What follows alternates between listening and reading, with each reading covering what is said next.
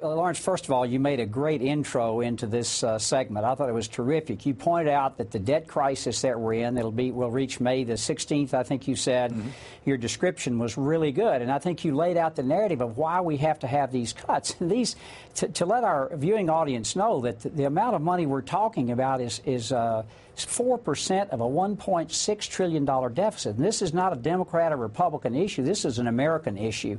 And this issue is imperative that we fix it for the future of our children and grandchildren. And I know Anthony Weiner and I probably don't agree on a lot of things, but I think I guess when you put it that way, yes, any condition. But I think Lawrence, no one wants to shut the government down. I've looked at this very seriously, and it's not a good thing to shut the government. And I think, in all honesty, the Republican Party we were elected in November to help cut spending, and we've had some help from our Democratic allies and friends. They understand that we're heading toward an impending debt crisis, and I know you were chief of staff for the Senate Budget Committee. You understand the budget as good as anybody on television. And we can't keep going the way we're going. I don't know what's the end point if you keep spending trillions of dollars that you don't have. It'll be one thing. We do not. Yeah, I think we have to sit down and work this out, because if the government shuts down, soldiers don't get paid. A lot of other things happen, and certainly the Democrats had an entire year last year to do a budget. There was nothing we could do to stop it. We didn't have the votes to.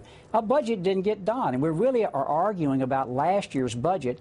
We're going to have to start concentrating on 2012's budget. Things that we did add was defense. Here's the thing that hasn't been brought out in this discussion so far: discretionary non-defense spending. That's the money that we have, parks, the Department of Transportation, and so on. That is up, with the stimulus money, over 80% in the last 2 years. Don't tell me we can't cut the money out of there when we've had that huge increase in spending. And without the stimulus, it's up 20%.